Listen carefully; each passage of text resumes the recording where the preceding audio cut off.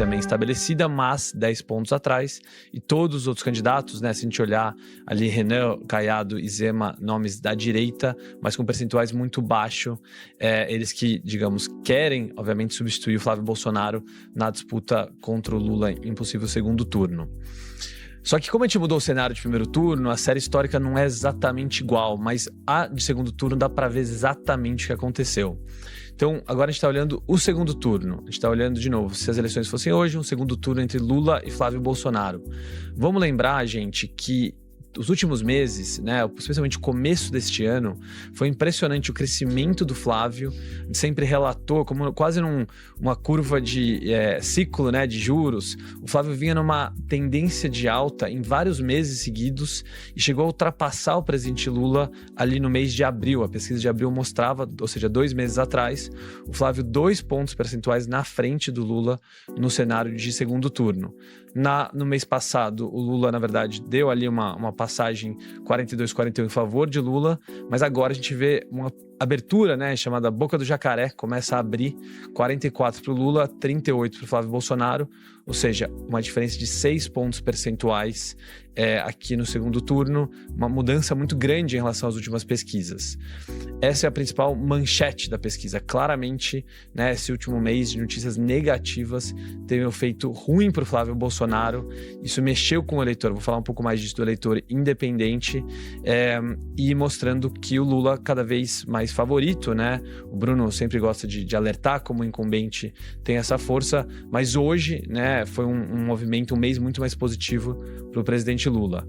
Só para a gente mostrar, né, isso aconteceu, eu sempre gosto de abrir isso, o eleitorado lulista, o eleitorado de esquerda não lulista vota, né, a parte esquerda aqui do gráfico da figura mostra o Lula muito forte, na direita o Flávio Bolsonaro tem o voto dos eleitores de direita, então a gente sempre olha para os independentes, justamente esse meio aqui, e o que a gente está vendo é que o Lula abre muito em relação ao Flávio Bolsonaro nesse mês, ou seja, o eleitor mais de centro, o eleitor independente, que não gosta tanto de esquerda e direita, olhou para o que aconteceu e falou, opa, o Lula está muito melhor do que o Flávio. Hoje, se fosse a eleição, o humor do eleitorado está muito mais positivo, desse eleitor específico, para o Lula. Outros candidatos, né, em possíveis segundo turno, Lula sempre teve uma vantagem em relação ao Romeu Zema, oscilação aqui na margem de erro para o Lula de 1 ponto para cima, do Romeu Zema para baixo, então 10 pontos de diferença num possível segundo turno Lula-Romeu Zema, um cenário muito parecido com o do Ronaldo Caiado, ou seja, os nomes da direita, mesmo não tão fortes, os governadores de Goiás e Minas, mesmo não indo tão bem no primeiro turno, também, digamos, ficam atrás de Lula no segundo turno, mas já aparece com uma projeção bem maior no possível segundo turno. Talvez a maior novidade que a gente tenha em relação aos outros candidatos, para além de Lula e Flávio, é o Renan Santos. Renan Santos, um candidato que nunca teve um cargo eletivo, mas que está ganhando muita repercussão, muita popularidade nas redes sociais. Ele começa a aparecer aqui, especificamente num possível cenário de segundo turno. Ele foi de 24 em abril para 28 em maio, 31 agora em junho. Ainda abaixo, né, do patamar de Zema, Caiado e de Flávio, mas claramente uma tendência positiva para o candidato do Partido Missão. Então acho que vale ressaltar isso em termos de os principais resultados de intenção de voto da pesquisa. No primeiro turno, o Renan Santos aparece ali, claro, você salientou bem ali, né, Gui, sobre a diferença, né, a distância de Lula e Flávio para todos os demais, mas dentre todos os demais, Renan Santos está ali, com 3%, claro, diferença enorme, mas pontuando pau a pau com nomes muito bem já consolidados na política, como Ronaldo Caiado, né, Romeu Zema, que já não tem tanto tempo na política, mas já tem até um conhecimento por parte da população maior. Então, Renan Santos realmente surpreende, tanto no primeiro turno quanto no segundo, vem aparecendo bem ali, justamente para um cara jovem, novo na política, de um partido novo, não do partido novo, né? Mas de um partido novo aí. Só 7 meses de criação, a missão. Que é um partido que vem do movimento MBL, né? Para quem não conhece, o Movimento Brasil Livre, que tem outros nomes famosos, como Kim Kataguiri e tudo mais, virou um partido agora, que é o Missão, qual Renan Santos é fundador e faz parte aí, é candidato pelo partido. Ele veio aqui hoje para um evento aqui em São Paulo e eu perguntei para ele, eu e o Zé Márcio fizemos a mediação, eu perguntei para ele se ele vai tentar se aproximar dos outros candidatos para talvez fazer uma dobradinha, né? E ele falou que quer ganhar mais musculatura nas pesquisas antes de se aproximar, porque ele quer chegar com mais moral. Ele não falou essa palavra, tá, gente? Mas aí, ele falou que quer chegar com mais força, para poder chegar com mais poder na hora da negociação. Acho que é para ninguém falar assim, você vai ser meu vice. Aí acho que ele quer falar assim, você que vai ser meu vice. Acho que ele quer continuar a cabeça de chapa e que Caiado ou Zema, ele não falou qual dos dois, mas para que Caiado ou Zema possa ser o vice dele. Acho que o trunfo dele é justamente... claro, alianças políticas são uma coisa muito particular ali, depende de N acordos, mas talvez o grande trunfo dele é não se juntar a esses caras, né? Se afastar da velha política, até porque ele vê que, enfim, a musculatura dele é grande, tão grande quanto a dos outros, e ele se juntar, enfim, a Caiado em termos de aliança política, o PSD faz mais sentido. Pode ser. Não vejo essa possibilidade como muito grande. Mas a Zema, por exemplo, do Partido Novo, tem muito pouco a agregar como partido na construção, né? As alianças políticas passam pela força do nome e tudo mais, mas também para o que pode oferecer um ao outro em termos de musculatura do partido, né? E o Novo não traz essa representatividade toda. Então, se eu sou pequeno, né? Renan Santos pode pensar, se eu como missão posso ser pequeno, não faz sentido eu me juntar a outro pequeno também em termos de construção e de mais musculatura. Então, talvez o trunfo seja não se juntar ou talvez conversar mais pra frente com o Ronaldo Caiado. Mas, mesmo assim, eu acredito que ele siga ali um voo solo, que é o que vai torná-lo diferente, né? Dentro de todo esse cenário já polarizado, né? E vamos lembrar que o Caiado não só é muito tradicional na política, ele tá no PSD do Kassab, então meio que vai contra, né, todo o propósito, ou a proposta do partido, da missão. Exato. Então, acho que é um pouco difícil essa aliança no futuro. Agora, só um fun fact aqui da gente que é mais veterano, vocês são mais jovens, mas ele falando que em 1989, Caiado foi candidato a presidente em 1989, bem como Lula. Tá? Quando o Collor ganhou, eu já votava. O Renan falou assim, ele falou, eu tinha 5 anos de idade. Então, o Caiado já era candidato quando ele tinha 5 anos de idade, mas você tá certo, essa coisa de dar a musculatura para ele poder penetrar mais mundo Brasil afora, né? Ele falou, a gente conversou também sobre as coisas de tempo de TV, que ele não tem. Ele fala que sente falta. Eu falei, você tem uma penetração tão grande nas redes. Ele falou, mas faz falta, principalmente para o público que ele não tem, que é o público feminino mais velho. Ele falou que faz falta. E os debates, olha só que interessante. Como o Missão não tem 5 deputados federais, as emissoras de TV não são obrigadas a convidá-lo para os debates. Então, pela regra do debate, elas não são obrigadas, mas elas não são proibidas de convidar, elas podem convidar. Ele falou que eles já fizeram contato e que ele já está confirmado nos debates. E Flávio Bolsonaro já tinha falado que se ele for, se o Renan for, o Flávio não vai. Mas ele já falou que vai.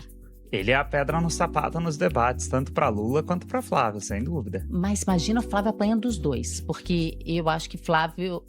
Não sei se a gente ficou com a imagem do Flávio Bolsonaro passando mal naquele outro debate. Imagina ele num debate apanhando do Lula e vai ser pancada diferente, né? A pancada que vem do Lula vai de um jeito e do Renan Santos vai vir de outro. Acho que de todos os lados. O Renan Santos, a vantagem dele é que o telhado de vidro dele na política é nulo, né? A não ser que tem alguma coisa nessa pré-campanha e tal, mas no mundo político, o telhado de vidro dele para atacar em pedras é talvez irrelevante. Então ele se sai um pouco em vantagem ali, né? Ele larga numa vantagem de os ataques seriam mais pessoais ali, né? Acho que não sobraria muita coisa. Não é o caso de Lula, de Flávio e dos demais também, né? Que já ocuparam cargos e já tem um histórico grande. Mais um motivo que corrobora com a tese do Gui de não fazer sentido ele se aliar. A partir do momento que ele se alia, ele perde essa argumentação, especialmente falando de centrão e tudo mais, essa velha política, né? Bem, vamos voltar para a campanha. Abrimos aqui rapidamente um parênteses, tá, gente? Só para falar do nosso convidado de hoje e lembrar o seguinte, a gente está recebendo aqui todos os pré-candidatos, a gente está convidando os pré-candidatos. Já fizemos esse evento com o Romeu Zema, agora com o Renan Santos, estamos convidando os outros pré-candidatos também para virem aqui na Genial. Vamos voltar a falar, então, essa queda do Flávio, você deve mais ao episódio do Vorcaro, ao áudio do Vorcaro, episódio Master? Denise, vamos abrir os dados aqui, já vou pedir para os meninos colocarem. De novo, aconteceu alguns eventos, né, nesse mês, e aí eu vou trazer um pouquinho de informação, até de redes sociais, um pouco de quali, para explicar o que aconteceu. Aqueles áudios que foram divulgados, e de novo, a Denise, a gente gravou naquele mesmo dia, e tava muito no calor do momento, e aí, como o Bruno já disse, bom, agora tá mais consolidado, aquilo foi um evento político muito diferente do que vinha, né? Vamos lembrar que o momento era de um Flávio cada vez mais forte, de uma opinião pública que via ele como um candidato moderado, e aquele áudio quebra, até mesmo pela reação dele de falar que não tinha nada, depois das primeiras reações. Então, aquilo foi muito importante. Eu vou mostrar isso com os dados do eleitorado. A gente perguntou para o eleitorado brasileiro, você sabia do escândalo do Banco Master? E se sim, você está bem informado ou mal informado? 42% dos brasileiros dizem que eles estão bem informados sobre isso. Ou seja, o Banco Master já para 40% dos brasileiros aqui, uma coisa que o brasileiro acha que está bem informado. Ou seja, gosta de opinar. 25% fala, olha, eu tô sabendo, eu não tô tão bem informado, mas eu tô sabendo. Gente, isso vai chegar a 67%, ou seja, isso tá na boca do povo. Vou mostrar os resultados, eu falo sempre pra Denise, pro Bruno, 40%, 30%, às vezes o eleitorado não sabe o que a gente tá acompanhando. Aqui sim, o eleitorado tá sabendo bastante do escândalo do Banco Master. E mais, a gente fez uma série de perguntas e vamos lembrar que quando a gente fala de eleitorado brasileiro, a polarização é uma realidade. Então, vários resultados a gente vê 40% de um lado, 40% de outro. Quando não é esse resultado, a gente sabe, formou a maioria, ou seja, o brasileiro... Furou a bolha. Furou a bolha. A gente perguntou, Flávio Bolsonaro acertou ou errou ao pedir financiamento para Vorcaro? 65% dos brasileiros dizem, ele errou. Devia ter evitado isso, só 17% diz que ele acertou, 18% diz que não sabe ou não quis responder. Perguntamos, pelo que você sabe ou ouviu, as conversas entre Flávio Bolsonaro e Daniel Vorcaro levantaram suspeitas ou foram normais?